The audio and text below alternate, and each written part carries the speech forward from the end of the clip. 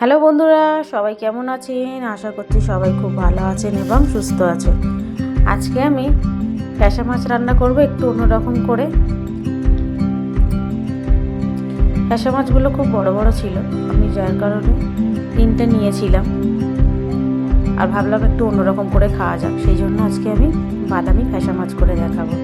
তা প্রথমে আমি মাছগুলোকে বেছে ধুয়ে নিয়েছি পরিষ্কার করে। এবার ওর মধ্যে লবণ, জিরে, মরিচ, হলুদ গুঁড়ো এবং লঙ্কার গুঁড়ো দিয়ে ভালোভাবে হাতের সাহায্যে মাখিয়ে নেব।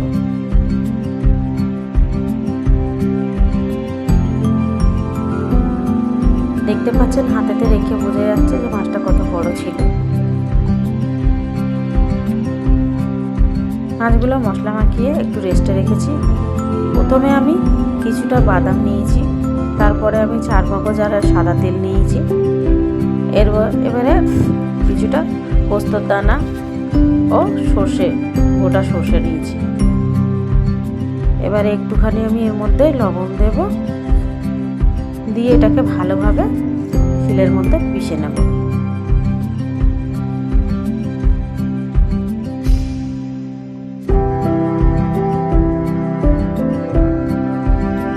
দেখতে পাচ্ছেন পেশা হয়ে গিয়েছে।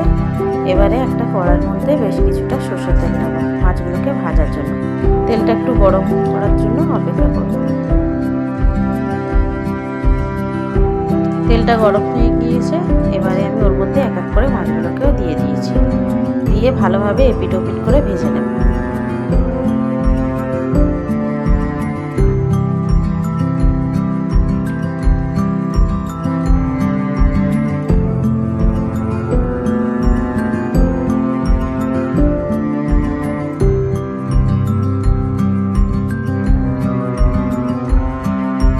মাছগুলো দুদিকেই ভাজা হয়ে গিয়েছে। এবার আমি এক এক করে সাবধানে তুলে নেব।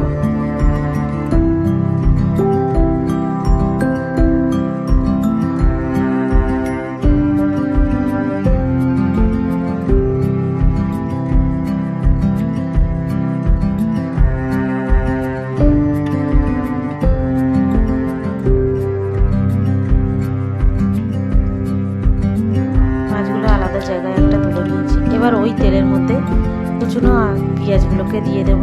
দিয়ে পেঁয়াজগুলো বেশি লাল হবে না, পেঁয়াজগুলো একটুখানি ক্রাঞ্চি ভাব থাকবে, হালকা জাস্ট কালারটা চেঞ্জ হওয়া পর্যন্ত অপেক্ষা করব। এবার যে পিষে রেখেছিলাম বাদাম বা ওই পোস্ত সর্ষেগুলো সব একসঙ্গে দিয়ে একটুখানি কাঁচা গন্ধটা যাতে চলে যায় নাড়াচাড়া করে নেব। এবং ওই বাটিটা ধুয়ে জলটাও দিয়ে দেব, দিয়ে ভালোভাবে কষিয়ে নেব।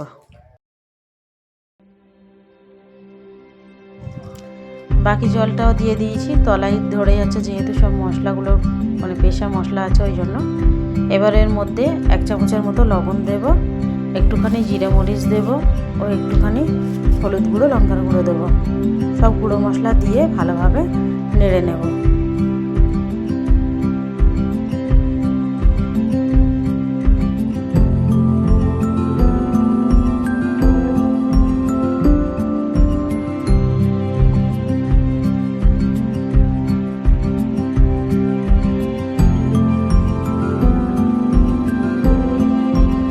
চামচের মতো কাশ্মীরি লঙ্কার গুঁড়ো নিয়েছি। কাশ্মীরি লঙ্কার গুঁড়োটা অবশ্যই আপনাদের ইচ্ছে নেবেন। এখানে কালারটা যাতে একটুখানি বাদামি বাদামি কালার আসে সেই জন্যই আমি নিয়েছি। খুব লাল হবে না যেহেতু অল্প দিয়েছি। দেখতে পাচ্ছেন আমার মশলাটা কত সুন্দর কষানো হয়ে গেছে, তেল রিলিজ হয়ে গেছে। এবার ওর মধ্যে কিছুটা জল দিয়ে দেব।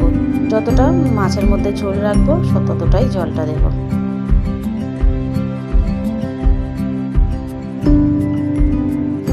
ঝোলটা ফুটে গেলে ওর মধ্যে মাছগুলোকে এক এক করে দিয়ে দেবো ভেজে রাখা।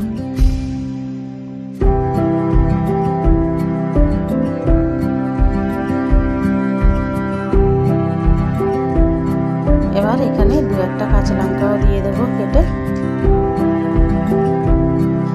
আপনারা প্লিজ আমার চ্যানেলটা ভালো লাগলে অবশ্যই আমার চ্যানেলটাকে সাবস্ক্রাইব করবেন আর লাইক করতে ভুলবেন না।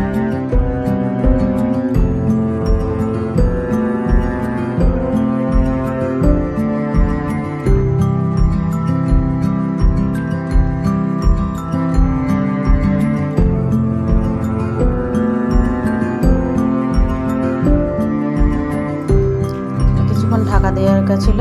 এবার ঢাকাটা খুলে একটুখানি হালকা করে নিচ থেকে নেড়ে দেবেন। দেখতে পাচ্ছেন মাছের কালারটা কত সুন্দর এসছে এবং মাছটা সত্যি কথা বলতে খুব সুন্দর খেতেও হয়েছে। গরম গরম ভাতের সঙ্গে পরিবেশন করুন। Thank you.